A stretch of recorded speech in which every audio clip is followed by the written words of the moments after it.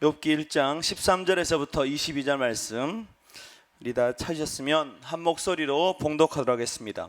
하루는 욥의 자녀들이 그 맏아들의 집에서 음식을 먹으며 포도주를 마실 때 사환이 욥에게 와서 이르되 소는 밭을 갈고 나귀는 그 곁에서 풀을 먹는데 스바 사람이 갑자기 이르러 그것들을 빼앗고 칼로 종들을 죽였나이다. 나만 홀로 피하였으므로 주인께 아뢰러 왔나이다. 그가 아직 말하는 동안에 또 한 사람이 와서 아뢰되 하나님의 불이 하늘에서 떨어져서 양과 종들을 살라 버렸나이다. 나만 홀로 피하였으므로 주인께 아뢰러 왔나이다. 그가 아직 말하는 동안에 또 한 사람이 와서 아뢰되 갈대아 사람이 새 무리를 지어 갑자기 낙타에게 달려들어 그것을 빼앗으며 칼로 종들을 죽였나이다. 나만 홀로 피하였으므로 주인께 아뢰러 왔나이다. 그가 아직 말하는 동안에 또 한 사람이 와서 아뢰되 주인의 자녀들이 그들의 맏아들의 집에서 음식을 먹으며 포도주를 마시는데 거친 들에서 큰 바람이 와서 집 내 모퉁이를 치매 그 청년들 위에 무너짐으로 그들이 죽었나이다. 나만 홀로 피하였으므로 주인께 아뢰러 왔나이다 한지라. 욥이 일어나 겉옷을 찢고 머리털을 밀고 땅에 엎드려 예배하며 이르되 내가 모태에서 알몸으로 나와 싸운즉 또한 알몸이 그리로 돌아갈지어라. 주신이도 여호와시요 거두신이도 여호와시오니 여호와 이름이 찬송을 받으실지어다고 이 모든 일에 욥이 범죄하지 아니하고 하나님을 향하여 원망하지 아니하니라. 아멘. 이번 한 주는 낭비 없는 인생이라는 테마로 말씀을 나눌 텐데 첫 번째 시간으로 고통의 낭비가 없는 인생이라는 제목으로 말씀 나눌 때 오늘 여러분의 삶에 고통이 더 이상 쓸모없는 것이 아니라 고통을 통해서 말씀하시고 고통을 통해 내게 은혜와 능력 주시는 하나님을 깨닫는 은혜와 능력의 시간 되기를 원합니다. 우리 스시감에 이렇게 선포하기 원합니다. 인풋보다 아웃풋이 좋은 삶을 살자. 인풋보다 아웃풋이 좋은 삶을 살아야 되는데 아웃풋 트레이닝의 저자였던 이 가바사와 시오는 인풋이란 뭐냐? 뇌 안에 정보를 넣는 일, 우리의 머릿속에 정보를 넣는 일, 즉 입력하는 것을 뜻하고 아웃풋은 뭐냐? 내 안에 들어온 정보를 처리해서 밖으로 출력하는 것이 아웃풋이라고 말했습니다. 우리가 쉽게 말해서 읽기나 듣기는 정보를 입력하는 거잖아요. 이건 인풋입니다. 그리고 말하기와 쓰기나 행동하기처럼 내면에 저장된 정보를 처리해서 어떤 결과물로 삶에 표현하는 모든 과정은 아웃풋이라고 말하고 있어요. 근데 가바사와 시오는 말합니다. 인풋보다는 아웃풋이 좋은 삶을 살아야 된다고 말했어요. 오늘 인풋보다 아웃풋이 좋은 삶을 살아가는 제로운 성도 되기를 원합니다. 그는 자신의 주장을 뒷받칠 만한 근거로 지식과 기억의 관계를 가지고 설명했는데 여러분 한 달에 책을 10권 읽으시는 분 계십니까? 10권 없나요? 드라마는 한 100편 정도 보시지 않습니까? 10권의 책을 읽고 어떤 사람은 3권의 책만 읽어요. 근데 중요한 게 뭐냐면 10권의 책을 읽는 사람과 3권의 책을 읽는 사람 중에 어떤 사람이 더 많은 지식을 습득하겠냐는 겁니다. 10권과 3권. 근데 희한한 게 뭐냐면 10권의 책을 읽냐 3권의 책을 읽냐 이게 중요한 게 아니라 3권의 책을 읽었을지라도 그 3권에 담긴 내용을 들어온 내용을 어떻게 해요? 겉으로 아웃풋하는 사람이 더 많은 지식과 경험을 자신 속에 쌓아갈 수 있다고 말합니다. 10권이 중요한 게 아니라 3권만 읽었어도 3권을 아웃풋하는 것이 어떻게 해요? 더 많은 지식을 가질 수 있다고 말하는데 왜 그렇습니까? 그것은 내 안에 들어온 지식이 아웃풋을 통해서 비로소 기억에 안착되기 때문이라고 말합니다. 우리 공부해보면 그렇죠. 우리가 나만 100점 맞으려고 공부하는 사람이 있습니다. 나만 1등 해야 돼. 나만 100점 맞아야 돼. 근데요 주변에 보면 주변 아이들한테 이건 이거야 다 얘기해 주는 애가 있어요. 이거 시험에 꼭 나오니까 봐? 이거 나오는 거야. 그래서 어떻게 해요? 시험 치기 5분 전 쉬는 시간이 그렇게 중요합니다.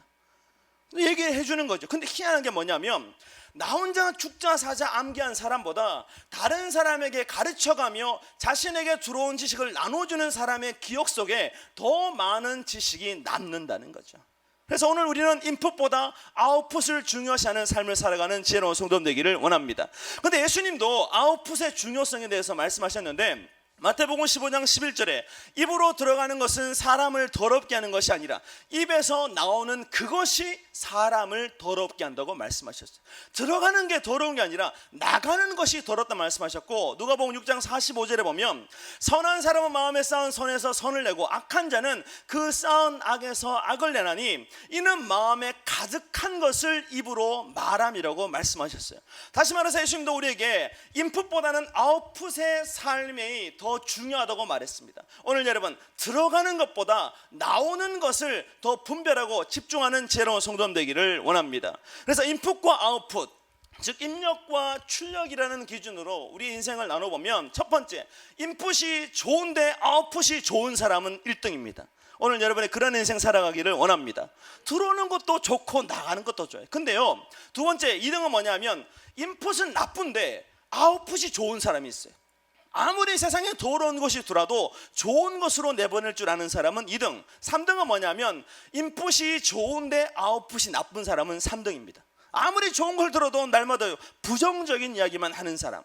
4등 인생은 인풋도 나쁘고 아웃풋은 더 나쁜 인생. 여러분은 몇 번째 인생을 살아가고 있습니까? 오늘 여러분, 인풋도 좋고 아웃풋도 좋은 인생을 살아가는 것은 최고의 복이지만 세상이 그렇지 못하다는 거죠. 그리고 여러분, 이 4가지 유형의 삶 중에 누가 가장 많은 만족, 성취감을 누릴 수 있냐면 바로 어떻게 두 번째 인생, 인풋이 나쁨에도 불구하고 아웃풋이 좋은 사람은 삶의 성취와 만족감이 클 수밖에 없습니다. 왜? 기대가 크면 실망이 큰데 내 안에 들어오는 게 여러분 나쁜 거예요. 근데요, 나를 통해서 나가는 것이 좋아버리면 나뿐만 아니라 상대방에게도 선한 영향력을 끼칠 수밖에 없기 때문인데, 오늘 여러분, 입력되는 값이 중요한 게 아니라 나가는 값을 통해서 나의 인생의 가치가 결정된다면, 오늘 우리는 들어오는 모든 것을 변화시킬 수 있는 이 아웃풋의 능력을 가진 지혜로운 성도 되기를 축복합니다. 세상 살다 보면 좋은 것만 있는 게 아니잖아요. 아이들이 놀이터 가면 가장 먼저 배우는 게 뭡니까? 욕을 그렇게 배우더라고요. 가르쳐주지 않는 욕은 그렇게 어떻게 기억에 팍 박힙니다. 그죠? 여러분, 영어 해보시면 알지만, 영어 해보면 여러분 뭐 일본어도 마찬가지지만 뭐 중국어도 마찬가지입니다. 근데요, 일본어하고 중국어 하는 사람들이 가장 많이 기억하는 게 뭡니까? 일본어는 그예요? 구다사이 있잖아요. 구다사이. 중국어는 어떻게 해요? 니 어떻게 다 아세요? 그러니까 배우고자 하는 것은 못 배우고 안 좋은 건 그렇게 머리에 잘 남아요. 그리고 어떻게 보면 입으로 또 활용이 막 되죠. 확대는 삶을 살아가는데, 세상에 주어져 있는 입력값, 세상에 널린 입력값은 사랑과 기쁨과 감사와 감동과 성공이라는 것처럼 늘 긍정적인 값을 우리는 원하지만, 실제로 우리가 살아가면서 겪게 되는 일들은 고통과 이별과 상처와 문제라는 부정적인 값이 언제나 더 많다는 겁니다. 그래서 들어오는 것을 아무리 좋게 하려고 해도 세상에 좋은 것과 나쁜 것이 공존하니까 그걸 가려서 받아들일 수가 없다는 거죠. 그리고 살아가면서 우리가 느끼는 건 뭐냐면, 내가 보기에는 플러스인데 내가 안에 받아들였더니 마이너스가 되는 게 있고, 내가 보기에는 마이너스인데 내가 받아들였더니 플러스로 변하는, 이 가치가 변하는 것들이 너무나 많다는 겁니다. 내가 보는 게 전부가 아니라는 겁니다.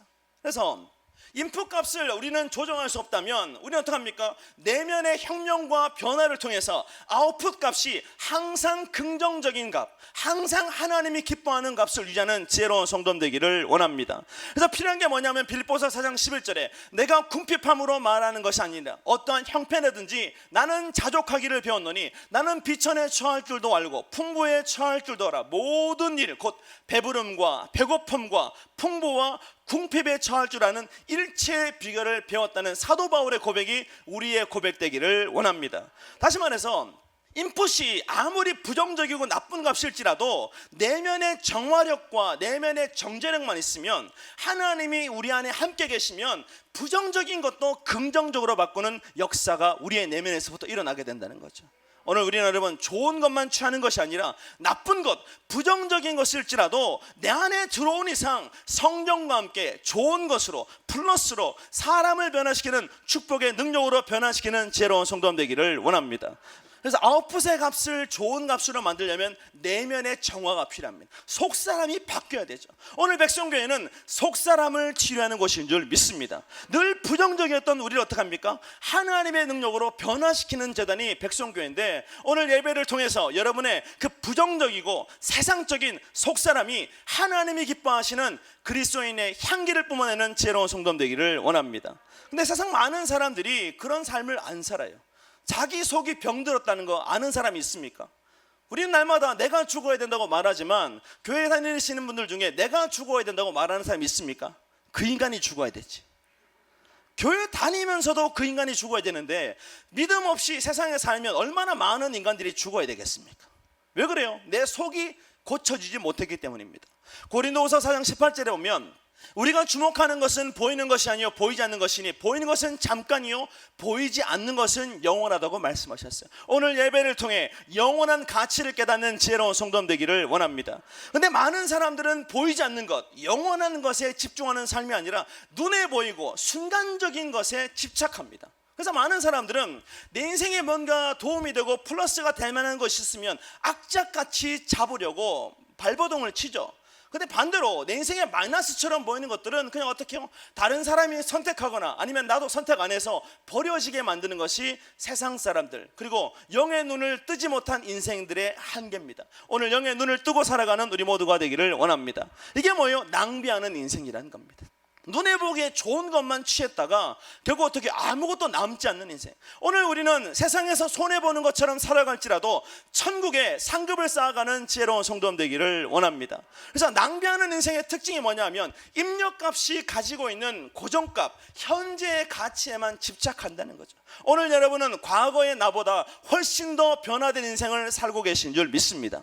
오늘 그런 기적의 주인공이죠. 과거의 나하고 똑같으신 분 계십니까? 물론 여러분 영성훈련 안 받고 은혜 못 받으면 똑같이 살아요. 심지어는 머리 스타일도 안 바뀝니다. 그죠? 1년 365일 평생 어떻게 똑같은 머리 스타일로 살아가고 계신 분 있습니까? 오늘 한 번씩 바꿔주는 지혜로운 성도 되기를 원합니다. 그러니까 속이 안 바뀌니까 어떻게 해요? 겉에 바꾸는데 투자할 여력이 없는 겁니다. 그래서 우리는 어떻게 합니까? 내 삶에 유익이 될 수 있는 실제로 내면의 변화에 꼭 필요한 이 잠재적 가치를 가진 것을 받아들여야 되는데 영의 눈을 뜨지 못하니까 눈에 보이는 가치만 따라가다가 어떻게 해요? 내 인생에 꼭 필요한 것들을 폐기 처분하고 낭비하는 삶을 살아갑니다. 폐기 처분이 뭐예요? 두 번 다시는 마주치고 싶지 않아서 부정하고 거절하는 겁니다. 그냥 완전 버려버리는 거죠. 근데 우리 인생에서 가장 많이 폐기 처분 당하는 것이 뭐냐면 고통이라는 겁니다. 여러분 고통을 좋아하시는 분 계십니까? 나 고통 좋아해요, 나 고통 즐겨요, 그런 분 계십니까? 여러분은 자기 삶에 고통의 순간이 찾아왔을 때 어떻게 반응하십니까? 세상 사람 말합니다. 위기는 기회야 그러죠. 여러분 위기가 기회 맞습니까? 고진감래, 쓴 것이 닿으면 단 것이 온다 말했다. 그래 고생 끝에 낙이 온다는 거지. 그러니까 지금 현재의 고난에 집착할 필요 없어. 이것만 잘 견디면 분명히 또 다른 하나님의 뜻이 있을 거야. 시편 119편 71절에 고난당한 것이 내게 유익이라 이로 말미암아 내가 주의 율례들을 배우게 되었다는 고백처럼 이 고난은 나로 인해서 살아계신 하나님의 뜻을 깨닫게 하고 하나님의 말씀대로 순종하게 만드는 축복이야라는 이런 고백을 하는 사람 과연 몇이나 될까요? 실제로 여러분 많은 사람들이 영적 전쟁이 계속 반복될 때마다 우리는 말합니다. 이놈의 전쟁은 도대체 언제 끝나나? 여러분 기도할 때마다 그렇게 생각하시죠. 우리의 가정의 결박을 풀어주시고 자녀의 결박을 풀어주시고 남편의 결박을 풀어달라고 기도하는데 기도 끝나고 집에 가보면 누가 눈 시퍼렇게 뜨고 있습니까? 내가 그렇게 바꿔달라고 했던 그 인간이 어떻게 해요? 대문 앞에서부터 내가 대적해가지고 은혜를 다 쏟고 들어가게 만들어버려요. 옛날에 어떤 분이 이 백성교에서 계속 훈련받다가 이게 남편의 변화, 가정의 변화를 놓고 막 기도했답니다. 근데요 밤마다 이제 조금씩 늦게 들어가니까 남편이 심통이 났대요. 심통이 나서 그래가지고 한겨울인데 문을 잠궈버렸대. 2중 3중 다 잠궜대요. 열쇠를 가지고 도저히 풀 수 없을 다 잠그고 걔도 어떻게 해요? 자기가 꼭 끌어놔가지고 재웠대. 왜냐하면 주인 오면 막 짖으니까 안 되잖아요. 그래 꼭 재웠는데 자다 보니까 이놈의 강아지가 어떻게 해요? 주인의 소리를 듣고 나왔네. 근데요 띵동 띵동 누르고 열쇠를 막 돌려도 안 열리는 거죠.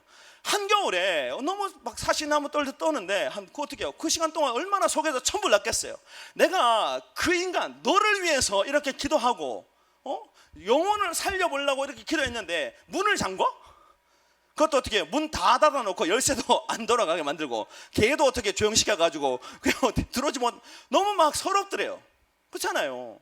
여러분이 하는 건 뭡니까? 가정을 위해 기도하고, 자녀를 위해 기도하고, 남편을 위해 기도하고, 그리고 불신, 그리고 마음이 아픈 사람을 위해 기도하는데 그런 건 하나도 생각 안 해주고 늦게 돌았다고, 내 목구멍이 포도청인데 밥을 안 넣어줬다고, 오늘은 밥은 꼭 해주고 돌아오는 지혜로운 성도 되기를 원합니다.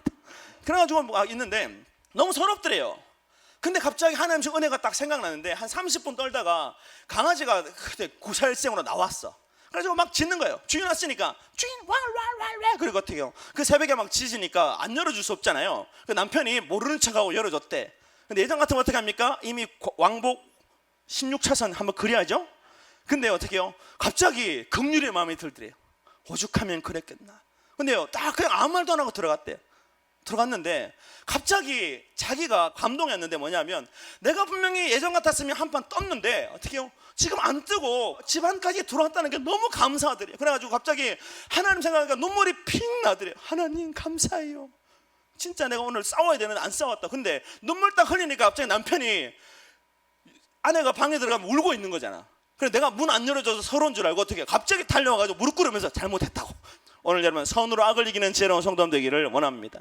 근데요, 영적 전쟁을 하다 보면 끝이 없는 것처럼 보입니다. 근데 저희 목사님은 어떻게 합니까? 영적 전쟁이 일어날 때마다 생각하셨대요. 선포하셨대요. 아싸, 악한 영과의 전쟁이 끝나면 하나님 또 어떤 거 채워주시라고 오늘도 영적 전쟁 시키시나. 그러니까 전쟁에 집중하는 것이 아니라 하나님이 주실 것에 집중하다 보니까 영적 전쟁을 어떻게 해요? 매일매일 치르지만 그것이 전혀 지루하거나 고단하지 않았다는. 오늘 여러분, 영적 전쟁은 여러분의 삶에 하나님의 축복을 가져오는 능력의 통로인 줄 믿습니다. 오늘도 열심히 싸우는 지혜로운 성도 되기를 원합니다. 우리는 싸워야 되죠. 그래서 이 고통과 고난을 축복의 통로로 인식하게 되면 삶에서 일어나는 모든 문제를 통해서 하나님께 끝까지 올인하는 능력이 여러분의 삶 가운데 나타나게 될 줄 믿습니다. 근데 많은 사람들은 조삼모사라는 말처럼 눈앞의 것에 집착하는 삶을 살아갑니다. 하나님이 우리 삶의 은혜와 능력 주시기 위해서 사용하시는 이 고통이라고 쓰고 축복이라고 읽어야 될 모든 통로를 미리 사전에 다 막아버려요. 고통처럼 보이면 무조건 차단, 고통처럼 고난처럼 문제처럼 보이면 무조건 거부, 내 인생에 못 들어와. 근데 하나님은 어떻게 해요? 고통이라고 쓰고 뭐라고 읽으라고요? 축복이라고 읽으라고 말씀하시는 줄 믿습니다. 근데 우리 어떻게 해요? 고통의 고자, 기역자만 보이면 무조건 다 닫아버려. 여러분은 시금치는 안 드시는 분이죠? 그죠? 그래서 우리 삶에 고통이라는 것이 찾아오는데 그걸 차단해야 되는데, 우리 삶에 찾아오는 고통을 차단하기 위해서 가장 많이 사용하는 것은 분노라는 것입니다. 고통을 누군가를 향한 분노의 힘으로 바꾸는데, 그 인생은 자신뿐만 아니라 주변에 있는 모든 사람들을 동일한 고통의 지옥에 빠뜨리는 잘못된 선택을 하는 것이라면, 오늘 고통이 찾아왔을 때 분노하지 않는 지혜로운 성도 되기를 원합니다. 근데 고통이 우리의 삶에 찾아오면 분노로 반응하는 사람들의 첫 마디는 뭐냐면, 왜 또 내게 이런 일이 벌어졌냐는 것. 왜 내게? 그리고 고통의 원인을 찾아요. 무엇 때문에 이 고통이 시작됐고 내 삶에 찾아왔나. 그래서 고통의 원인을 제거해서 고통을 사라지게 만들려고 길을 쓰는데, 문제는 뭐냐면 모든 인간에게는 지식의 한계, 생각의 한계, 감정의 한계, 인식의 한계라는 게 있어요. 아무리 골백 번 생각해도 어떻게 해요? 항상 나오는 답이 뭐냐면, 고통을 분노로 반응하는 사람들의 동일한 답은 뭐냐면, 나에게는 아무런 문제가 없다는 겁니다. 오늘 여러분, 나에게 문제가 없다는 이 고정관념, 십자가에 못 박는 지혜로운 성도 되기를 원합니다. 근데 고통을 분노로 반응하는 사람들은 어떻게 해요? 나의 문제는 없고 너의 문제만 있는, 이 답이 다 정해 있어요. 그러니까 이런 사람들을 답정너라고 부릅니다. 답정너가 뭐예요? 답은 정해졌으니 너는 듣기만 하세요. 제발 답을 정하지 않는 지혜로운 성도 되기를 원합니다. 답을 정해놓고 물어보지나 말지. 물어보고 어떻게 해요? 기껏 생각해가지고 답을 주면 어떡합니까? 그 답은 다 버려버려요. 내가 생각한 대로 고지고대로 하죠. 그리고 내 인생의 고통의 원인을 찾거나 다른 사람에게서부터 원인을 발견하지 못한 모든 사람들은 하나님을 원망하게 됩니다. 고통의 순간에 우리는 말합니다. 하나님 나만 미워하시나요? 영성훈련 받다 보면 목사님은 하나님의 사랑을 통해서 우리의 내면을 바꾸기 위해서 인생 막대기와 사람 채찍으로 우리를 연단하시는데, 그럴 때마다 우리는 말합니다. 왜 나만? 왜 나만 가지고 그러냐고. 근데요, 그때가 가장 큰 하나님의 사랑이 여러분의 인생을 비추는 때인 줄 믿습니다. 근데 많은 사람들은 인간의 지식과 상식과 논리를 다 총동원해도 고통의 문제를 이해할 수 없는 거죠. 여러분, 고통의 문제 다 이해가 됩니까? 이해가 되면 고통이 아니죠. 납득이 되면 고통이 아니죠. 근데요, 이해가 안 되고 상식과 지식과 논리를 동원해도 어떻게 받아들일 수가 없어요. 그래서 많은 사람들은 어떻게 하면 고통을 무조건 폐기 처분해버립니다. 그리고 고통의 원인을 항상 다른 사람에게 찾기 때문에 남 탓하는 인생을 살아갈 수밖에 없어요. 이것이 고통을 분노로 반응하는 사람들의 특징이라면 오늘 남 탓하지 말고 자기 안의 문제를 발견하는 지혜로운 성도 되기를 원합니다. 근데 우리의 삶에 어떤 고통이 찾아왔을 때 폐기처분해요. 그죠? 폐기처분하는데 문제는 뭐냐면 내 인생에 찾아온 한 가지 문제를 버렸다고 해서 다른 문제가 없습니까? 산 넘어 산이고 갈수록 태산이고 엎친 데 덮친 격이고 여우를 피하니까 호랑이 만났다는 속담처럼 하나의 고통이 너무 힘들어서 버렸는데 이 고통이란 놈은 나를 만나기 위해서 마중 나온 것처럼 늘 대기하고 있어요. 하나도 사라진 게 없어요. 하나 치우고 나니까 또 다른 놈이 나오는 거죠. 고통이 끊임없이 이어지는 삶을 살기 때문에 고통을 피하거나 외면하려는 태도만으로는 인생의 고통의 문제를 해결할 수 없습니다. 오늘 여러분, 외면하거나 버리는 것이 아니라 고통을 통해 여러분의 삶을 변화시키는 지혜로운 성도 되기를 축복합니다. 그리고 우리의 삶에 고통이 찾아왔을 때 우리가 사용하는 대처 방법이 뭐냐면 외면이라는 거죠. 고통의 문제를 무시해버립니다. 근데요, 외면을 통해서 고통을 무조건 폐기하는 인생, 고통을 낭비하는 인생이 나타나는 특징이 뭐냐면 고통을 아무리 버리고 외면해도 이게 안 사라져요. 하루에도 수천에서 수만 가지 데이터를 분석하는 것이 인간의 뇌인데 이 컴퓨터보다 더 정교하잖아요. 근데요, 비슷한 면이 있습니다. 어떤 면이 비슷하냐면 한번 기억된 데이터를 삭제하는 방식이 인간의 뇌나 컴퓨터나 비슷하다는 거죠. 그러니까 컴퓨터에 어떤 데이터를 입력할 때 사람들은 그 자료를 쉽게 찾기 위해서 뭐를 만들어요? 폴더라는 걸 만듭니다. 그래서 거기 내가 원하는 자료를 넣는데 데이터별로 저장해가지고 이건 뭐 사진도 마찬가지입니다. 이건 아빠 사진, 아들 사진, 딸 사진 막 넣지만 우리는 그걸 분류했어요. 각 방을 만들어서 넣었는데 그것은 어떻게 합니까? 내가 설정한 가상의 위치일 뿐이지 그것들이 기억되는 하드디스크는 똑같은 공간이라는 거죠. 내가 보기에는 다 나눠놨지만 그 전부가 어떻게 해요? 하드디스크에 그대로 기록되어 있어요. 그래서 필요 없는 데이터를 삭제합니다. 지우는데 그때 컴퓨터가 자료를 삭제하는 방식이 뭐냐면 폴더를 통해서 그 안에 넣어놓은 데이터와 폴더와의 연결고리를 끊어버린대요. 그러니까 폴더 안에 그 밑에 내가 연결고리를 만들어가지고 데이터를 넣었는데 데이터를 삭제하면 어떡합니까? 그 연결끈을 끊어버린대. 길을 끊어버린대요. 기억된 자료로 가는 길만 끊었을 뿐 그 자료는 영원히 남아있는 겁니다. 삭제된 것처럼 보이지만 실제로는 그 자리에 그대로 있대. 다만 가는 길만 끊어질 뿐이래요. 인간에게도 마찬가지입니다. 이 고통의 순간이라는 이름으로 우리가 폴더를 만들어서 살면서 겪게 되는 많은 상처를 막 모아둡니다. 여러분, 고통의 폴더가 있습니까? 그 안에는 수많은 원수들이 존재하죠. 거기 막 넣어놓죠. 근데요, 그때마다 삭제합니다. 왜? 도저히 상대가 안 되니까, 감당이 안 되니까 삭제하죠. 휴지통에 버리고 난 다음에 휴지통을 비워버려요. 데이터를 완전히 지우는데 문제는 뭐냐면 고통의 기억에 대한 이 삭제는 지금 그 상처와 연결되었던 고리를 끊는 것일 뿐 실제로 상처에 대한 기억이 지워진 것은 아니라는 겁니다. 그러니까 내가 보기에는 없는 것처럼 보이지만 실제로는 존재한다는 거죠. 하드디스크의 정크 파일처럼 우리 인생에 남아있게 됩니다. 그대로 남아있어요. 그래서 어떻게 해요? 이 컴퓨터에서 우리가 어떤 자료를 지웠을 때 복구 프로그램이 있습니다. 다 찾아내요. 희한하죠.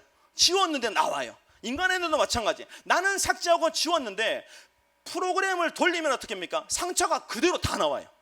과거에서부터 지금까지의 모든 상처가 그대로 다 나옵니다.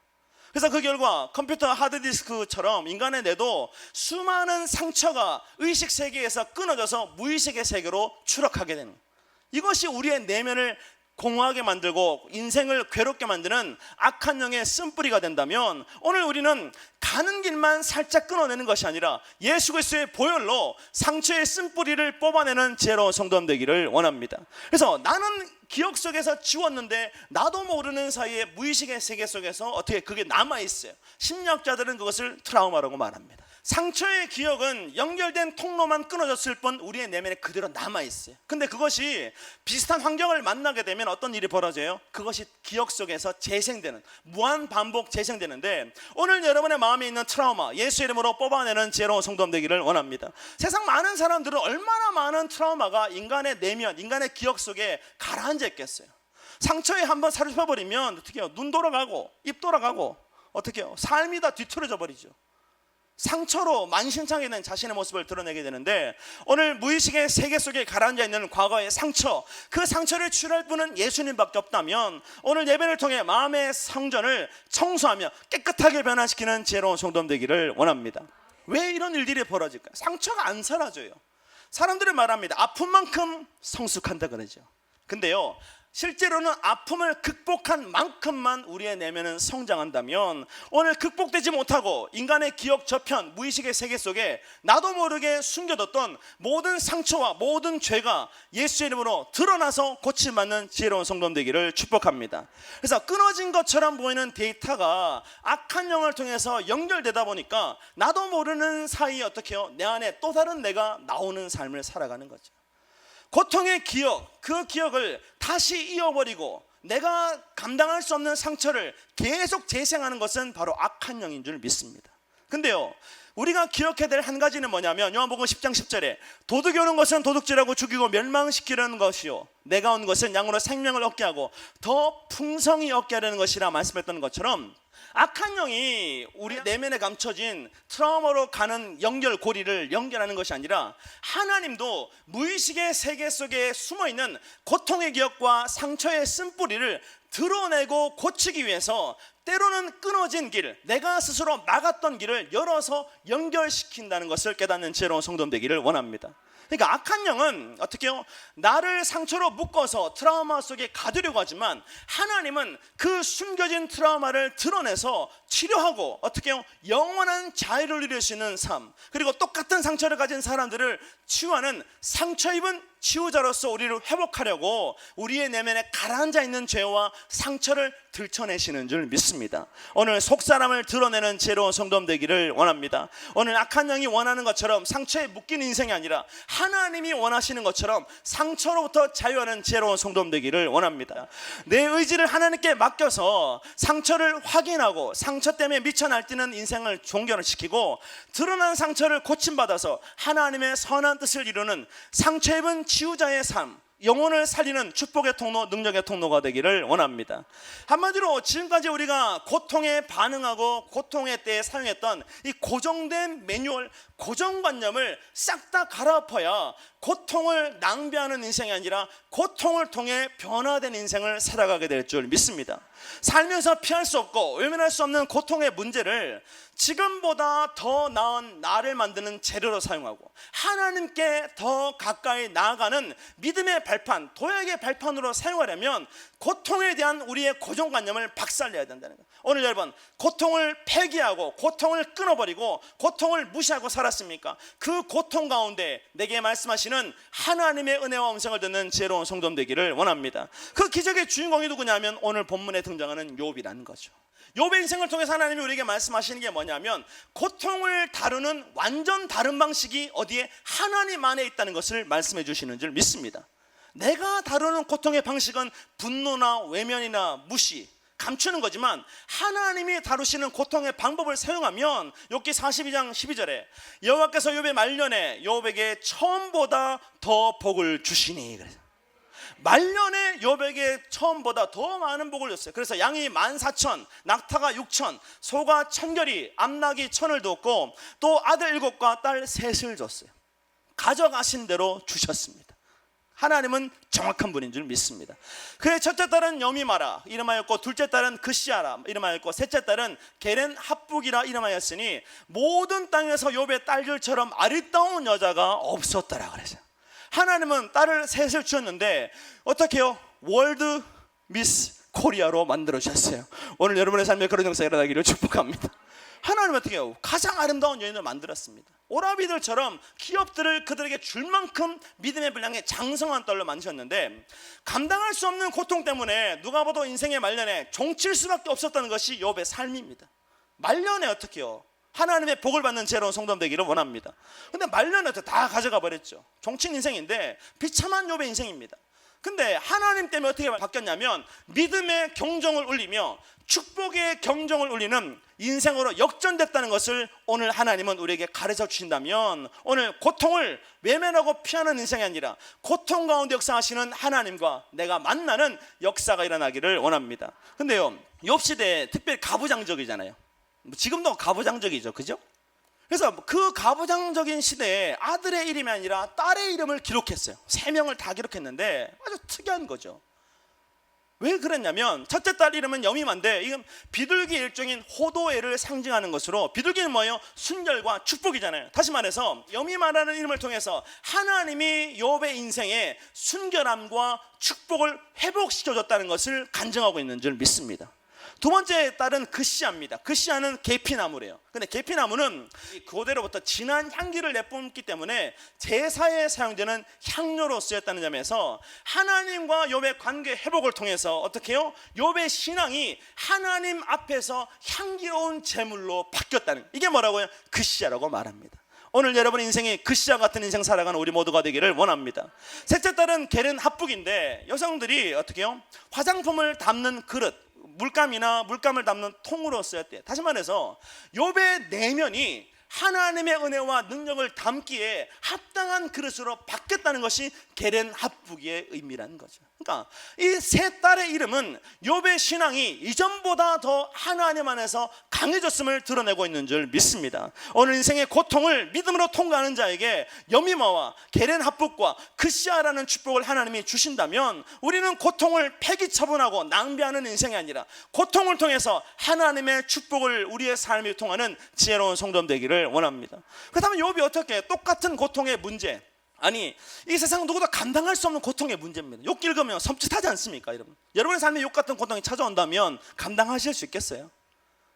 누구도 감당할 수 없는 고통을 당했는데 그럼에도 불구하고 우리와는 전혀 다른 축복이라는 결론을 인생의 열매로 맺어가는 삶을 살았습니다. 왜 그렇습니까?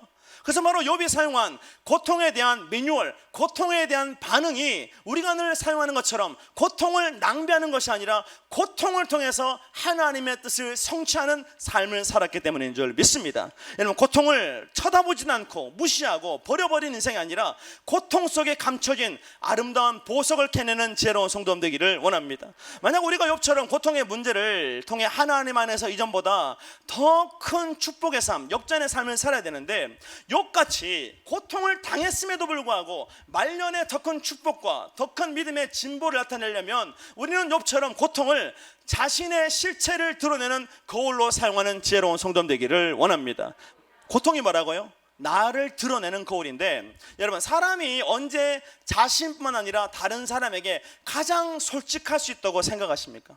아이러니하게도 고통의 순간에 드러난 내 모습이 진짜 내 모습이에요. 그래서 하나님은 어떻게 하나님의 사람을 세우실 때마다 가장 먼저 광야로 인도하시는 줄 믿습니다. 오늘 여러분이 인생의 광야 속에 있습니까? 그때가 나의 실체를 누구 앞에서? 하나님 앞에서 드러낼 절호의 기회인 줄 믿습니다. 하나님이 아브라함을 세우실 때 창세기 10장 1절에 여호와께서 아브라함에게 이르시되 너는 너의 고향과 친척과 아버지의 집을 떠나 내게 보여줄 땅으로 가라 그랬어요. 내가 너로 큰 민족을 이루고 내게 복을 주어 내 이름을 창대하게 하리니 너는 복이 될지라. 너를 축복하는 자에게 내가 복을 주고 너를 저주하는 자에게 내가 저주하리니 땅의 모든 것이 너로 말미암아 복을 얻을 것이라 말했어요. 하나님은 아담과 하와 때문에 끊어진 축복을 아브라함을 통해서 세우기로 작정하신 줄 믿습니다. 그러니까 아브라함이 축복하는 자를 축복하고 아브라함에게 저주하는 자를 저주해버린대요. 그래서 그 사명을 받고 며칠을 갔더니 마침내 어떡합니까? 가나안 땅에 들어가 버렸어요. 오래 걸리지도 않았어요. 가나안 땅에 들어갔는데 이 말은 모든 하나님의 약속과 축복이 어디에서? 아브라함의 삶을 통해서 완성됨을 뜻하고 있습니다. 왜? 내가 내게 지시할 땅으로 가라 그랬으니까. 어떡해요? 그가 딱 갔더니 가나안이에요. 그럼 어떤 일이 벌어져요? 이제부터는 어떡합니까? 하나님의 축복이 임하는 거죠. 하나님 말씀하십니다. 여기가 가나안이다. 오늘 백성교회가 하나님 언약의 땅 가나안이 되기를 원합니다. 대구 사투리 하면 말합니다. 여가 거다. 하나님이 아브라함이 말씀하십니다. 여기가 거기라고, 여기가 가나안이라고. 그러면 어떻게 해요? 순종의 아이콘 아브라함의 인생에 복에 복을 더하시는 하나님의 역사만 기록되어야 됩니다. 왜? 하나님이 지시한 땅으로 갔으니까요. 가나안은 먼 곳이 아닙니다. 순종하면 바로 가는 거예요. 근데 그 이후에 또 다른 기록이 막 기록되고 있는 6절에 보면 아브라함이 그 땅을 지났대요. 즉 가나안에 왔는데 그 다음에 기록이 막 아브라함이 그 땅을 지났대. 그리고 세겜 땅 모래 상수리 나무 이르니 그때 가나안 사람이 그 땅에 거주하였더라. 하나님 약속하신 땅에 도착했는데 그 다음 대목이 뭡니까? 그 땅을 지나쳐 버렸대. 오늘 가나안 땅을 지나치지 않는 지혜로운 성도 되기를 원합니다. 그 땅을 지나갔다고 이렇게 하고 있는데, 지나갔다는 것을 뜻하는 히브리어는 아바르입니다. 바람이 어떤 것 위를 가볍게 스쳐 지나가는 거예요. 바람이 어떻게 해요? 뭐 앉아있어요? 그냥 축 지나가는 거죠. 아브라함은 가나안에 도착했는데 어떻게 해요? 한 곳에 정착하지 못하고 바람처럼 이리 밀려다니고 저리 밀려다녔어요. 그러다 보니까 어떻게 해요? 그 땅을 지나가 버린 겁니다. 그래서 세겜 땅으로 갔어요. 거기서 하나님 말씀하십니다. 내가 이 땅을 내 자손에게 주리라. 하도 왔다 갔다 하니까 어떻게 해요? 말뚝박을 나고 내가 이 땅을 너 자손에게 주겠다 그랬어요. 그랬더니 아브라함이 어떻게 합니까? 그 위에 베델 동쪽 산으로 또 옮겼네. 세겜이 하나님 주신 땅이라 그래요. 또 옮겼어요. 거기 장막을 치고 제단을 쌓았는데 하나님께 예배드렸습니다. 그럼 거기 남아있어야 돼요? 어떻게 해야 돼요?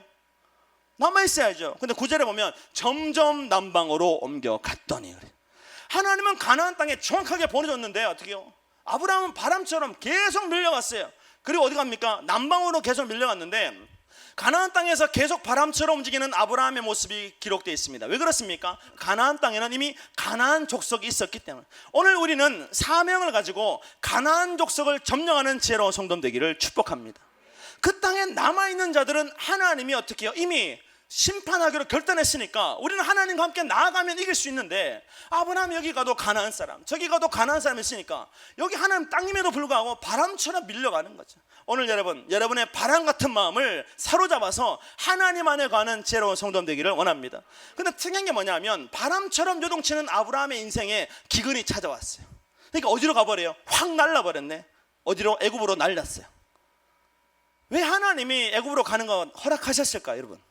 하나님 그 광야를 통해서 아브라함의 실체를 드러내고 고치기로 작정하셨기 때문인 줄 믿습니다. 그리고 내가 내 힘대로 갔던 그 인생에서 오직 하나님만이 나의 힘이시요 방패요 구원자라는 사실, 그 진리를 깨닫게 하시려고 하나님은 아브라함을 인생의 광야 가운데 연단하셨다는 거죠. 오늘 여러분, 내가 가고 싶은 대로 인생이 아니라 하나님께 인도함 받는 지혜로운 성도 되기를 원합니다.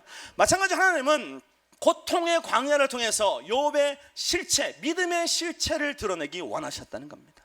욥기 1장 9절에 보면 사탄이 여호와께 대답하이르되 욥이 어찌 까닭없이 하나님을 경외하리까 그랬어요.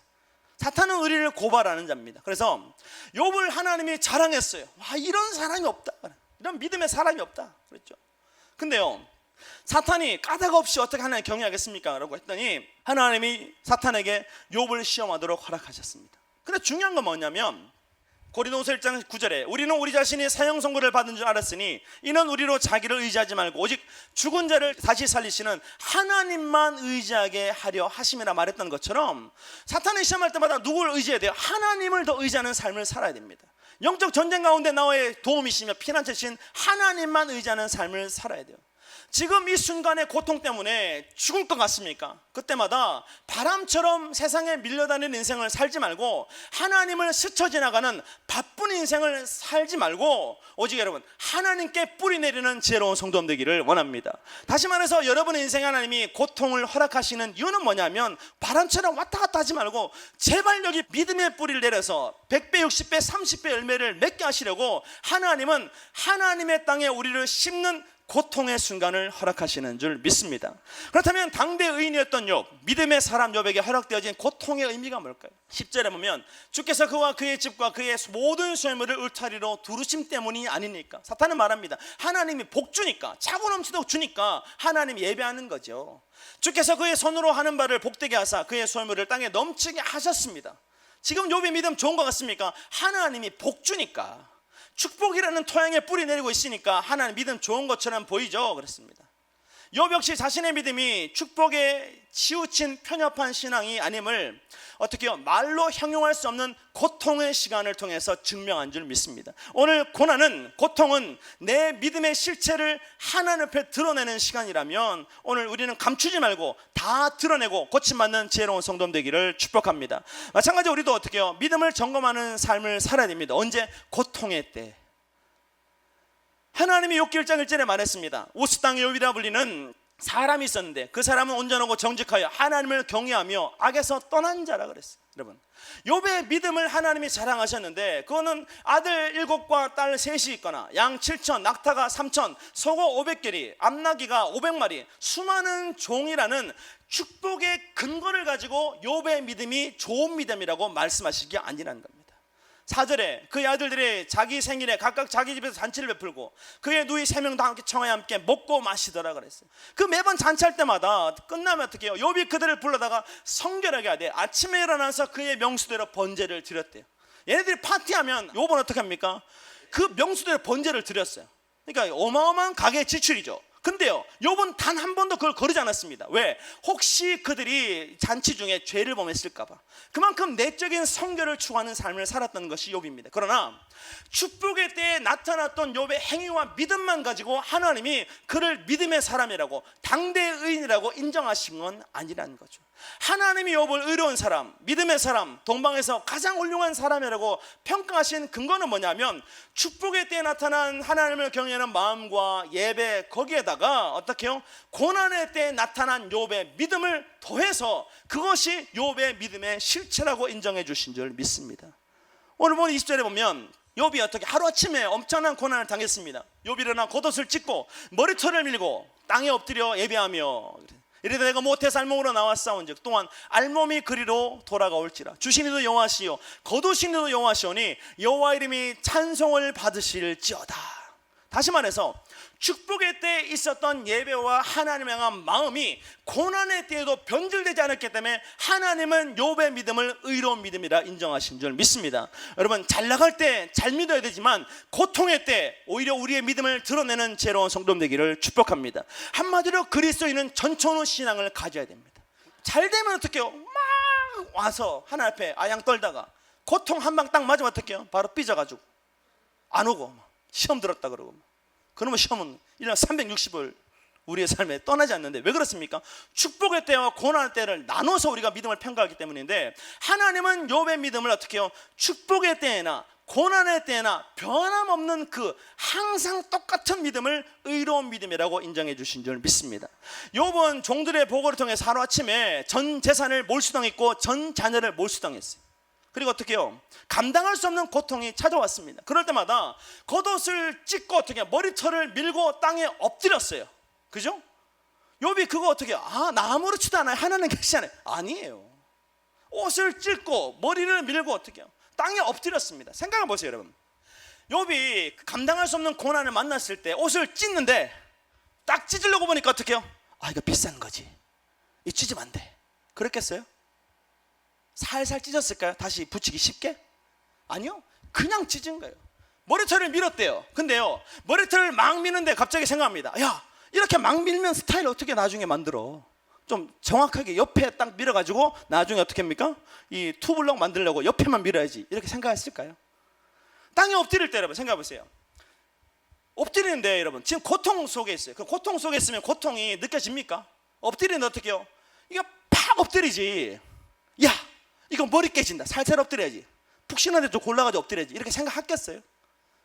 전혀 그런 생각 안 했죠. 그러니까 욥이 3가지 행동을 했는데 고통 앞에서 철저히 무너져버린 자신을 드러냈어요. 옛날에 여러분 두발 단속 많이 당하셨죠? 그러면 중학교도 꼭 합니다. 하는데 꼭 선생님들이 어떻게 해요? 머리 길면 어디를 찝어요? 한복판을 찝어요. 그러면 여러분 용감한 사람은 그대로 다닙니다. 그렇지만 여러분 한복판을 확 밀렸는데 이게 어떻게 해요? 안 밀 수 없죠. 뭐 단발머리 많이 하셨는데 꼭 자를 때 단발머리로 다 알아서 쳐주십니까? 한쪽만 딱 잘라버립니까? 한쪽만 잘라버리죠. 그러니까 고통이라는 것에 대해서 사람들은 계산 없이 그냥 줘버리는 거죠. 욥도 마찬가지입니다. 너무 철저하게 무너져 버리는 거예요. 절망에 빠진 욥의 모습을 드러냈고 신음소리조차 낼 수 없는 욥의 절망을 그대로 드러내요. 여러분, 너무 슬프면 눈물이 납니까 안 납니까? 안 나요. 눈물도 안 나요. 너무 황당해가지고. 욥이 그런 상황입니다. 옷을 찢고 머리를 밀고 땅에 엎드렸는데 그것은 욥도 고통 앞에서 철저히 마음이 무너질 수밖에 없었다는 것을 드러내고 있습니다. 그러나 그 욥의 반응, 고통 앞에서의 욥의 반응과 우리의 반응의 한 가지 차이점 뭐냐면 20절에 욥이 일어나 겉옷을 찢고 머리털을 밀고 땅에 엎드려 그랬어요. 이건 똑같아요. 근데 그 다음 뭡니까? 예배하며 라고. 오늘 이것이 저와 여러분의 믿음 되기를 축복합니다.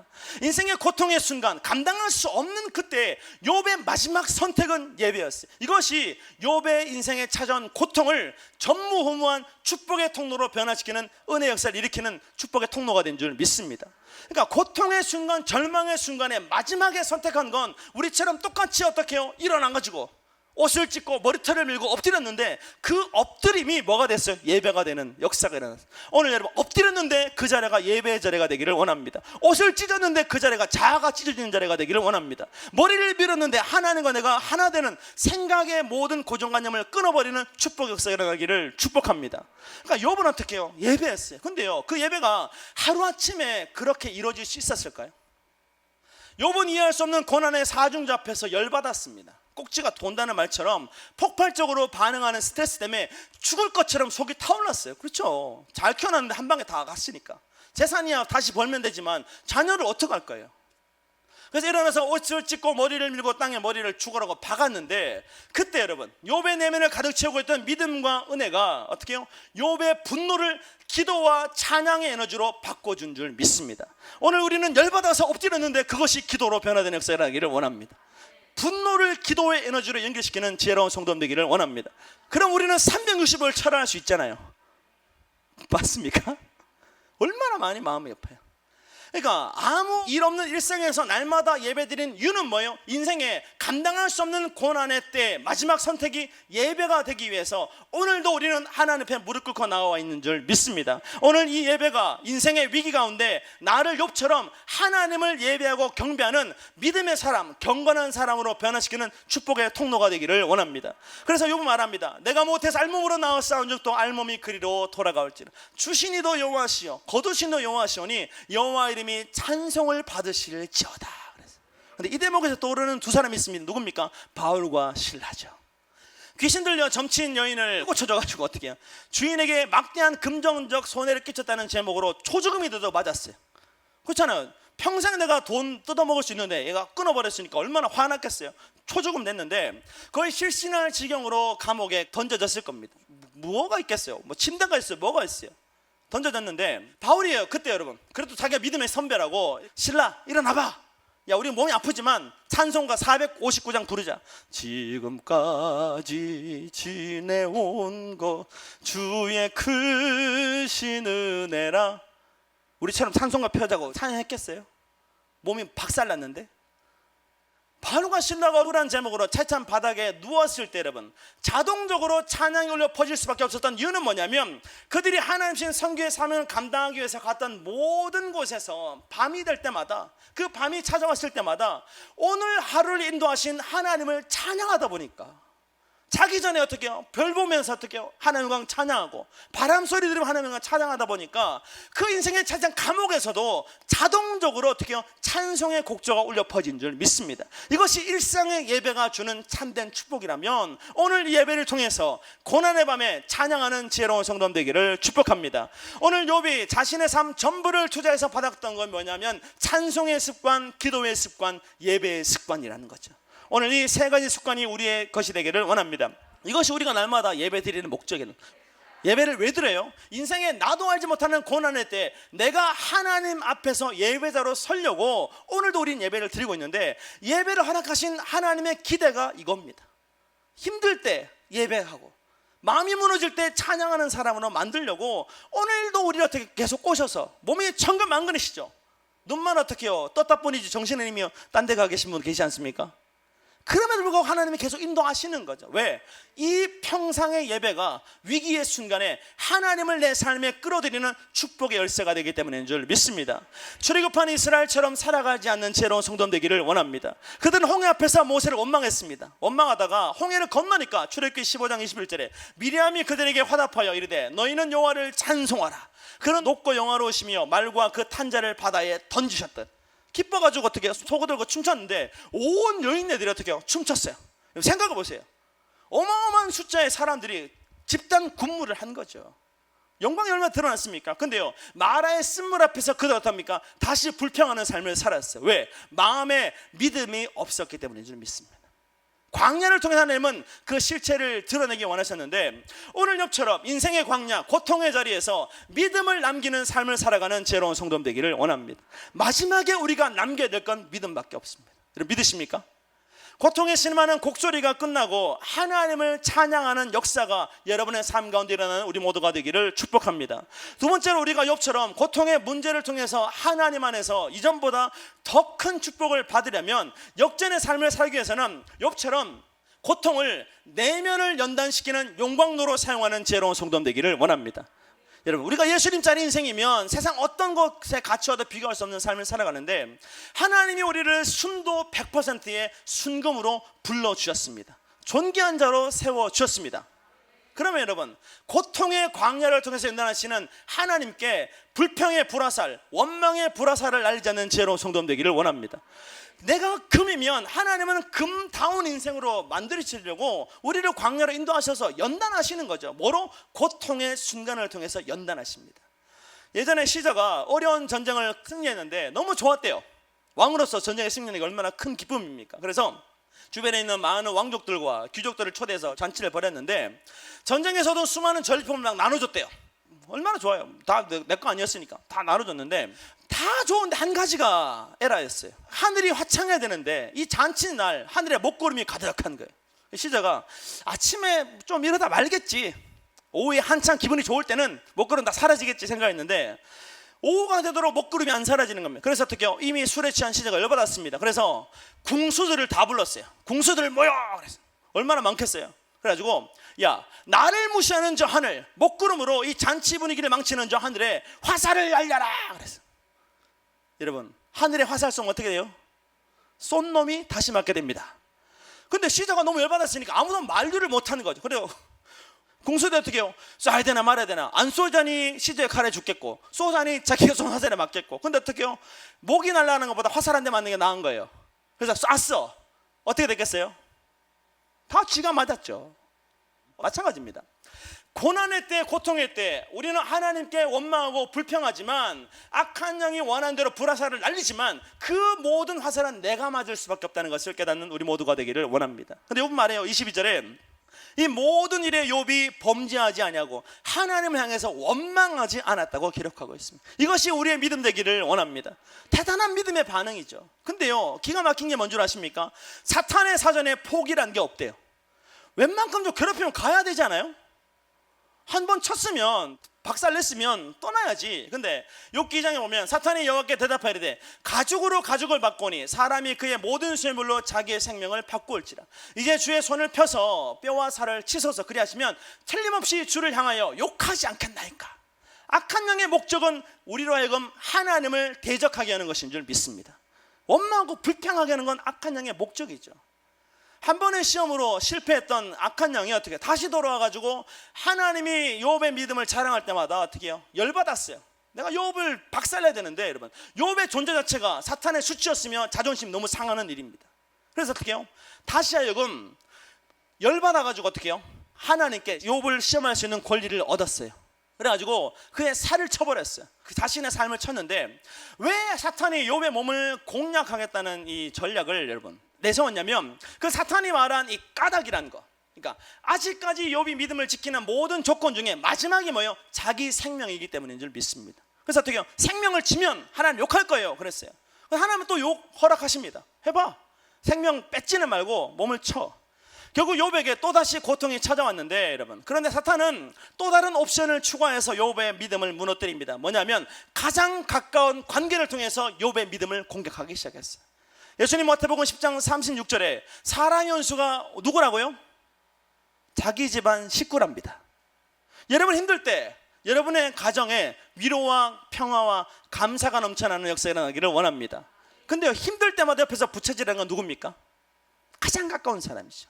적과의 동침, 한 이불 속의 남남, 동상이몽이라는 말처럼 우리는 늘 원수와 함께하는 삶을 살아갑니다. 그래서 하나님이 어떻게 원수를 사랑하라고 말씀하셨나 봐요. 그죠? 사탄은 욥기 2장 7절에 사탄이 여호와 앞에서 물러가서 욥을 쳐서 그의 발바닥에서 정수리까지 종기가 나게 한지라. 욥의 머리부터 발끝까지 종기로 덮어버렸습니다. 그리고 욥이 재에 앉아 있었어요. 근데요, 이 재에 앉았다는 표현이 뭐냐면 비탄과 굴욕의 상징적인 표현입니다. 욥이 더 이상 잃을 게 없는 거예요. 재산 다 날렸죠. 가족 다 날렸죠. 이제 자기 힘 한 몸밖에 안 남았는데 이 몸뚱이마저 어떻게 해요? 박살나버리는 거죠.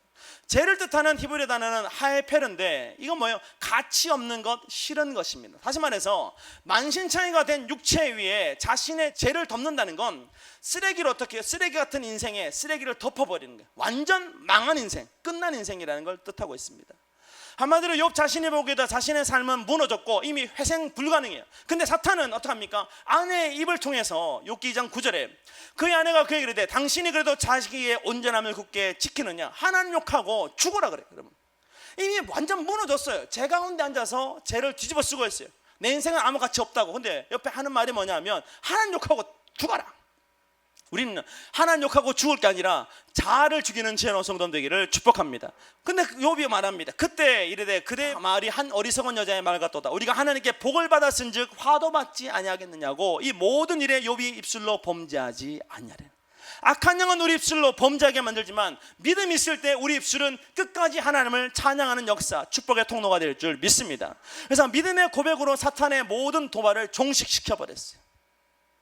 욥의 고백이 로마서 8장 17절에 자녀이면 또한 상속자고 하나님의 상속자예요. 그리스도와 함께한 상속자니 우리가 그와 함께 영광을 받기 위하여 고난도 함께 받아야 될 것이라는 고백이 바로 욥의 고백이었어요. 야, 주신 이도 하나님인데 가져가신 하나님이지, 복 주신 이도 하나님이면 고통 주신 이도 하나님이지. 그러니까 나는 날마다 하나님을 찬양한다고 고백하고 있습니다. 인생이 절망의 그늘로 덮였을 때 우리는 영광과 고난이 한 세트라는 사실을 깨닫는 지혜로운 성도 되기를 원합니다. 롯데리아나 맥도날드 가서 세트 시켰는데 감자가 안 나오거나 음료수 안 나오면 당장 쫓아가죠. 저기요, 감자 주세요. 안 나왔어요. 뭐 안 나왔다고. 근데 우리는 어떻게 합니까? 영광 시켰는데 고난 함께 나오면 하나님께 말합니다. 잘못 나왔는데요. 그리고 하나님이 고난만 주면 영광은 어디 빼먹으셨냐고 항의하는 삶을 살아갑니다. 정말 욥의 믿음은 하나님이 자랑할 만한 특등급 트리플 A의 믿음이었는데 오늘 우리의 믿음이 그런 믿음 되기를 원합니다. 근데 또 희한한 게 뭐냐면 욥을 향한 시험이 안 끝나. 여러분, 이 정도 시험 당했으면 좀 끝나야 되는 거 아니에요? 1장과 2장에서 욥의 믿음을 흔들었던 시험이 단기간에 이루어진 고농도로 압축된 고통이었다면 4장부터 쭉 이어지는 시험은 장시간에 걸친 끝장 토론, 답이 없는데 답을 구하는 진짜 지루한 토론이었습니다. 장기간의 고난이었어요. 끝이 보이지 않는, 끝을 알 수 없는 고통의 연속입니다, 욥은. 근데 우리가 여러분 그런 고통을 당할 때마다 반드시 기억해야 될 건 뭐냐면 하나님이 허락하신 모든 고난은 동굴이 아니라 터널이라는 사실을 깨닫는 지혜로운 성도 되기를 원합니다. 그리고 마태복음 24장 36절에 그러나 그날과 그때는 아무도 모르나니 하늘의 천사들도 아들도 모르고 오직 아버지만 아신다 말씀했던 것처럼 내 인생의 고난이 끝나는 때는 하나님은 이미 다 알고 계신 줄 믿습니다. 그러니까 내가 일부러 시험이 언제 끝나는지 알려고 노력할 게 아니라 이 터널을 믿음으로 완주하는 데 최선을 다하는 지혜로운 성도 되기를 원합니다. 근데 우리 입장에서 보면 짧고 굵은 시험은 고통은 크지만 인간은 망각의 동물이니까 금방 잊혀요. 인간은 그 가늘고 긴 시험 앞에서 철저하게 고통 앞에서 불평하는 삶을 살아갈 수밖에 없습니다. 근데 욥은 어떡합니까? 단기간의 고난과 장기간의 고난을 동시에 당했음에도 불구하고 그는 입술을 지켜서 하나님을 찬양하는 삶을 살았습니다. 왜 하나님이 이토록 자신의 자랑거리인 욥의 인생에 이렇게 고통을 줄까요? 단기간의 고통도 주고 장기간의 고통을 주는데 그것은 바로 욥을 정금 같은 믿음의 사람, 즉 인생의 믿음의 롤모델로 세우기로 작정하셨기 때문인 줄 믿습니다. 인생에 설명할 수 없는 고통의 문제, 단기간에 주어진 고난과 장기간에 이어져 나타나는 고난 때문에 고통에 집착하는 인생에게 하나님 말씀하십니다. 욥을 보라고. 그의 삶에 너보다도 강력한 고난이 찾아왔지만 그는 나를 원망하거나 배신하거나 버리지 않았다고. 그러니까 그를 통해서 어떻게 해요? 믿음을 지키라고 말씀하시는 줄 믿습니다. 하나님만 의지하는 믿음을 지키고 버티면 반드시 승리한다는 신앙의 척도를 우리에게 보여주려고 욥에게 이토록 가혹한 시험을 허락하신다는 거죠.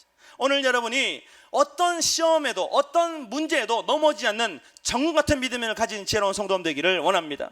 마치 민수기 21장 8절에 여호와께서 모세에게 이르시되 불뱀을 만들어 장대 위에 매달아 물린 자마다 그것을 보면 살리라. 모세가 놋뱀을 만들어 장대 위에 다니 뱀에게 물린 자가 놋뱀을 쳐다본 즉 모두 살리라 그랬어요. 여러분, 광야의 고통을 통해서 하나님께 불평했던 이스라엘 백성에게 불뱀 심판하셨습니다. 그러나 하나님은 그들을 살리려고 놋뱀을 만드셨던 것처럼 고통의 문제 때문에 어떻게 해요? 불평하고 원망하는 우리들에게 다시 한번 고통을 통해서 믿음이 살아나고 영성이 살아나고 기도가 살아나는 기적을 허락하시려고 하나님은 욥을 세워주신 거죠.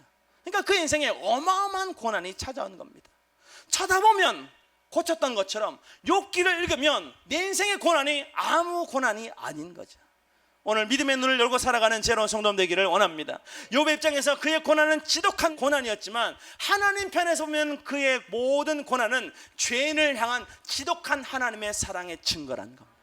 우리를 살리려고, 고통 조금만 있으면 불평하는 우리를 살리려고 하나님이 욥에게 그런 시험을 허락하셨다는 거죠. 오늘 우리는 하나님의 마음을 깨달아 살아가는 지혜로운 성도님 되기를 원합니다. 그래서 욥기 23장 8절에 보면 근데 내가 앞으로 가도 그가 아니 계시고 뒤로 가도 보이지 아니하며 그가 왼쪽에서 이르시나 내가 만날 수 없고 그가 오른쪽에서 돌이키시나 배울 수 없구나. 그러나 내가 가는 길을 그가 아시나니 그가 나를 단련하신 후에 내가 순금같이 되어 나으리라 고백했다는 것처럼 오늘 여러분의 인생의 고통의 순간을 믿음을 연단시키는 용광로로 사용하는 지혜로운 성도님 되기를 원합니다. 하나님께서 나를 100% 순금으로 만들려고 연단하신다면 나는 아멘으로 반응하겠다는 것이 오늘 본문에 기록된 욥의 믿음이었다는 거죠. 오늘 여러분, 나를 정금같이 바꾸실, 나의 인생길을 인도하실 하나님을 깨닫는 지혜로운 성도님 되기를 원합니다. 그래서 주가 보이신 생명의 길을 걸어갈 때마다 누굴 만나야 돼요? 하나님 만나는 지혜로운 성도님 되기를 원합니다. 그래서 앤 브라드 스트리스는 무쇠는 아주 뜨겁게 달궈졌을 때 비로소 어떻게 재련할 수 있다고 말했어요. 오늘 우리 하나님은 정금으로 만드셨는데 달궈야 어떻게 해요? 재련이 되는 거죠. 예배도 마찬가지입니다. 달궈야 하나님의 능력의 손이 닿는 순간 어떻게 해요? 바바박 반응하는 거지. 내가 믿음도 달구지 않고 자아도 꺾지 않는데 어떻게 하나님이 역사하시겠습니까?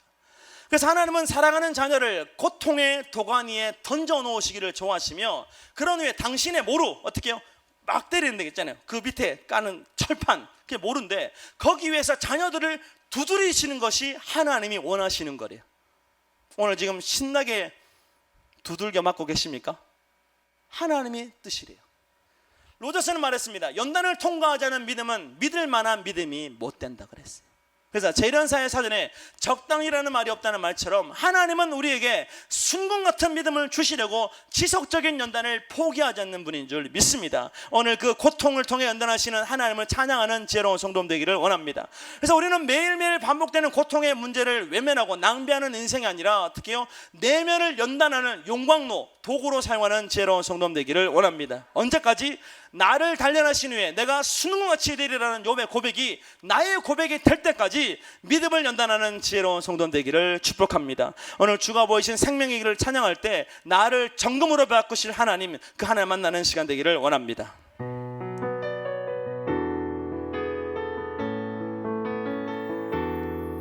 주가 보이신 생명의 길 나 주님과 함께 상한 마음을 들이며 주님 앞에 나가리.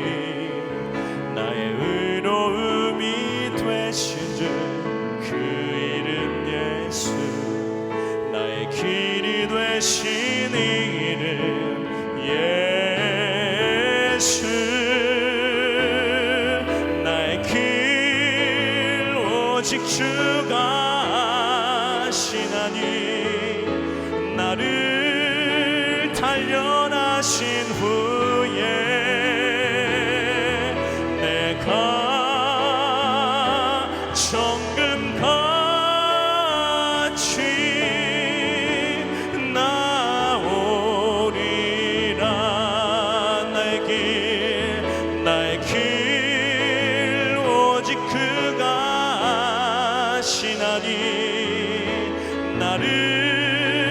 살려나신 후에 내가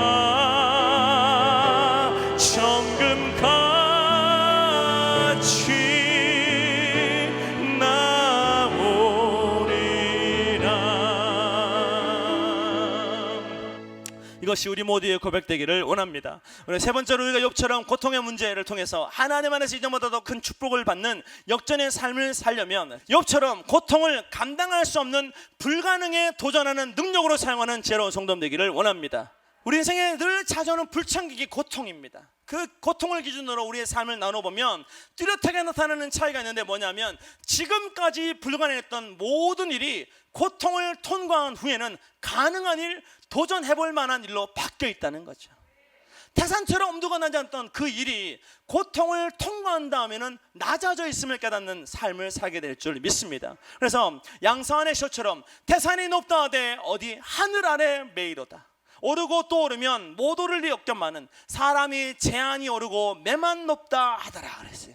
이게 우리가 고통 이전의 삶을 살았던 인생의 특징입니다. 올라보지도 않고 높다 그러는 거죠. 오늘 믿음으로 태산을 정복하는 지혜로운 성도 되기를 원합니다. 그래서 고통을 통과하면 지금까지 단 한 번도 생각하지 못했던 일이 내 삶에서 시작되는 기적 역사가 일어나게 될 줄 믿습니다. 이것을 경제학자 조셉 슌페터는 창조적 파괴라고 불렀어요. 오늘 욥의 인생 보세요. 그는 철저하게 파괴된 인생입니다. 그러나 그 욥의 파괴된 인생을 통해서 하나님은 새로운 일을 시작하셨다는 거예요. 오늘 여러분의 고통도 똑같은 축복의 메시지를 담고 있다면 부서진 것 같고 무너진 것 같은 인생이지만 그 무너짐과 깨어짐을 통해서 나를 새롭게 하실 하나님의 은혜와 능력을 깨닫는 지혜로운 성도 되기를 원합니다. 그래서 창조적 파괴는 뭐냐면 기술 혁신을 통해서 어떻게 해요? 낡은 것을 도태시키고 파괴시켜서 새로운 것을 창조하는 게 창조적 파괴입니다. 그래서 창조적 파괴가 새로운 변화의 원동력이라고 주장하면서 창조적 파괴의 다른 이름을 뭐라고 말했냐면 실패를 존중하는 행동이라고 말했어요. 오늘 고통과 고난의 문제가 있습니다. 왜 우리가 고통을 싫어해요? 내가 쌓았던 모든 걸 무너뜨릴 것처럼 보이거든요. 그렇잖아요, 여러분. 내가 건강의 탑을 쌓았는데 건강의 고통이 찾아오면 무너진 것처럼 보이죠. 물질의 탑을 쌓았는데 물질을 흔들어버리는 고통이 찾아오면 다 무너질 것처럼 보이죠. 자식을, 가족을 우상으로 삼았는데 고통이 찾아와서 다 박살나버리면 끝장난 것처럼 보이죠. 그러나 그것은 창조의 파괴, 하나님 안에서 새로운 것을 창조하기 위한 축복의 통로인 줄 믿습니다. 그래서 우리가 깨달아야 할 건 뭐냐면 고통은 지금까지의 나라는 한계를 넘어선 새로운 나를 창조하는 축복의 통로라는 거죠. 오늘 고통을 통해 나를 넘어서는 지혜로운 성도 되기를 원합니다. 그래서 에드워드 할로웨는 창조적 파괴를 창조적 단절이라고 명했습니다. 새로운 일을 하려면 끊어낼 것이 있어야 된다는 거죠. 그래서 현대인들은 정보가 너무 많대요. 여러분, 인터넷만 틀면 얼마나 많은 설교가 있습니까? 뭐 하나 자료 찾으려면 얼마나 많은 게 인터넷에 있어요. 근데요, 그 바쁜 현대인들의 그 삶을 어떻게 해요? 단순하게 만드는 것이 창조적 단절, 바로 고통이라고 말하고 있습니다. 그래서 그는 창조적 단절이라는 책에서 워렌 버핏과 이 빌 게이츠를 예로 들고 있는데, 워렌 버핏은 투자의 귀재입니다. 그 사람이 어떻게 해요? 투자를 결정하면 수백억이 왔다 갔다 해요. 빌 게이츠는 뭐 말 안 해도 다 아시죠? 여러분 집에 다 한 대씩 있잖아요. 그분이 만든 거. 근데 그 두 사람의 특징이 뭐냐면 워렌 버핏은 아무것도 없는 책상에 앉아서 어떻게 해요? 가장 중요한 결정을 한대요. 빌 게이츠는 이 싱크 위켄드라는 시간, 단절의 시간을 통해서 이 자신이 경영하는 회사의 미래 전략을 쌓는답니다. 다시 말해서 이 성공한 사람으로 보이는 두 인생의 공통점이 뭐냐면 철저한 단절을 통해서 새로운 창조를 이어나간다는 거죠. 오늘 마찬가지, 오늘 우리는 한 가지 하나님께 집중하기 위해서 수만 가지를 뻗었던 생각을 끊어내고 생각의 가지치를 통해서 하나님께 집중하는 지혜로운 성도 되기를 원합니다. 근데 생각이 가지가 잘 안 쳐지죠. 그래서 하나님 어떻게 해요? 고통이라는 시간을 통해서 강제로 단절시켜 버리는 거예요. 여러분, 인생의 고통이 찾아오면 생각이 많아집니까? 단순해집니까? 단순해지죠. 인생의 고통이 찾아오면 내가 할 수 있는 수많은 방법이 생각납니까? 아니요. 그냥 내가 할 수 없는 것만 기억하게 돼요. 인간의 한계를 깨닫게 됩니다. 오늘 여러분, 고통을 통해서 하나님과 내가 연결되는 축복의 삶을 살아가는 지혜로운 성도 되기를 원합니다. 하나님은 창조적 단절과 창조적 파괴를 통해서 우리의 삶을 하나님께로 인도하시는데 그 두 가지를 압축해 놓은 게 뭐예요? 고통이라는 겁니다.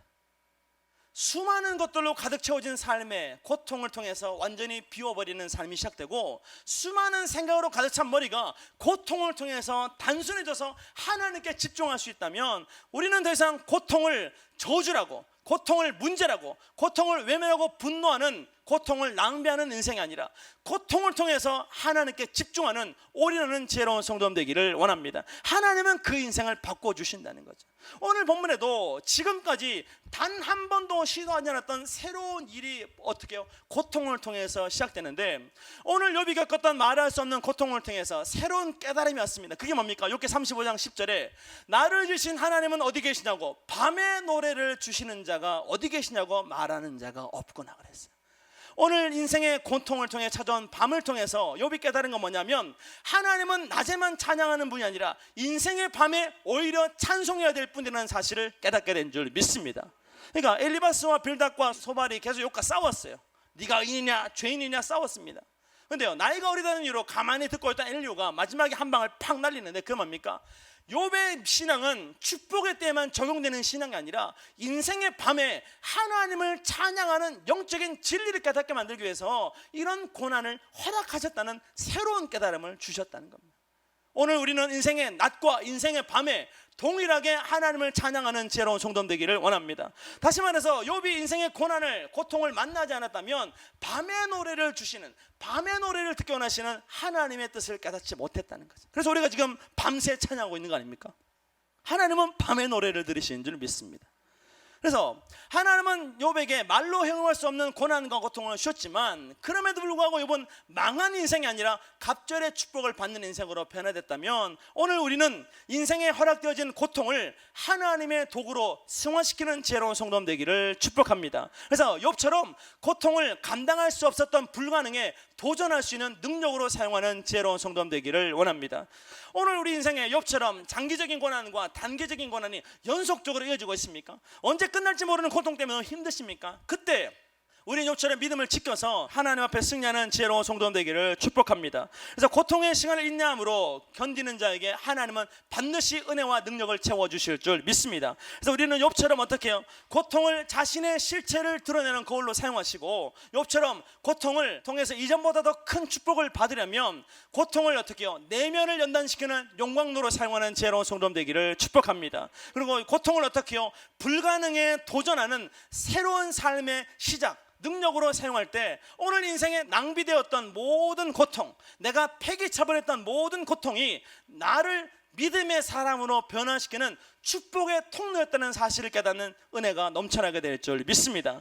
이 모든 고통의 시간이 우리의 믿음의 진보를 나타내게 만들었다면, 우리 인생에 낭비되어야 될 고통은 없다는 것을 깨닫는 지혜로운 성도 되기를 원합니다. 특별히 하나님 안에서 믿음을 지키고 있는데 내 삶에 끊임없이 고통이 찾아옵니까? 그것은 나를 변화시키기 위한 하나님의 선물인 줄 믿습니다. 그래서 우리는 고통을 어떻게 해요? 고통이라고 쓰고 축복이라고 읽을 줄 아는 지혜로운 성도 되기를 원합니다. 세상 고통 낭비하지 마시고 오늘 우리 인생에 주어진 고통을 통해서 내면의 혁명과 변화를 일으키는 축복의 통로가 되기를 원합니다.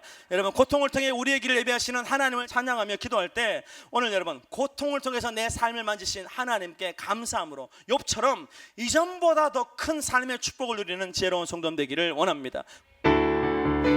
박수 치면서 주님 내 길 예비하시니 나 기뻐합니다. 주님 내 길 예비하시니 나 기뻐합니다. 여호와 이레 여호와 이레 주님 내 길 예비하시니 여호와 이레 주님 내게 승리 주시니 참 기뻐합니다. 주님 내게 평화 주시니 나 기도합니다.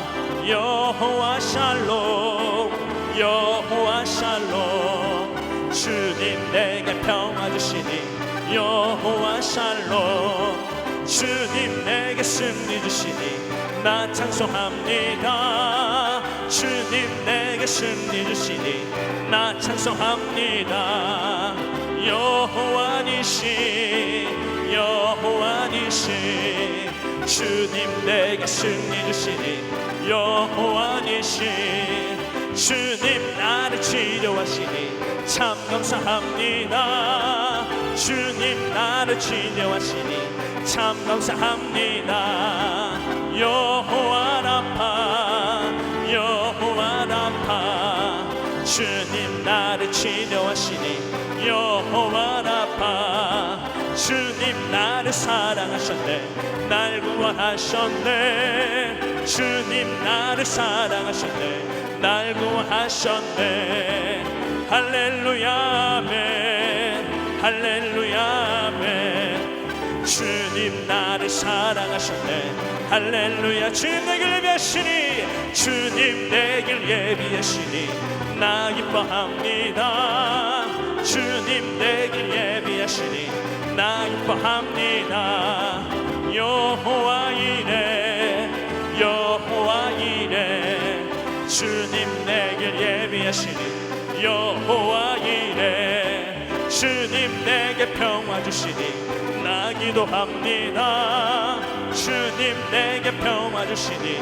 나 기도합니다 여호와 샬롬 여호와 샬롬 주님 내게 평화 주시니 여호와 샬롬 주님 내게 승리 주시니 나 찬송합니다 아멘 주님 내게 승리 주시니 나 찬송합니다 여호와 니신 여호와 니신 주님 내게 승리 주시니 여호와 니신 주님 나를 치료하시니 참 감사합니다 주님 나를 치료하시니 참 감사합니다 여호와 라파 여호와 라파 주님 나를 치료하시니 주님 나를 치료하시니 주님 나를 치료하시니 참 감사합니다 주님 나를 치료하시니 참 감사합니다 아멘 여호와 라파 여호와 라파 주님 나를 치료하시니 여호와 라파 주님 나를 사랑하셨네 날 구원하셨네 주님 나를 사랑하셨네 날 구원하셨네 할렐루야 아멘 할렐루야 아멘 주님 나를 사랑하셨네 할렐루야 오늘 말씀을 기억하시면서 고통을 통해 우리의 삶을 변화시키실 하나님 만나는 은혜와 능력 허락해달라고 우리 시험을 부르시면서 기도하시겠습니다 주여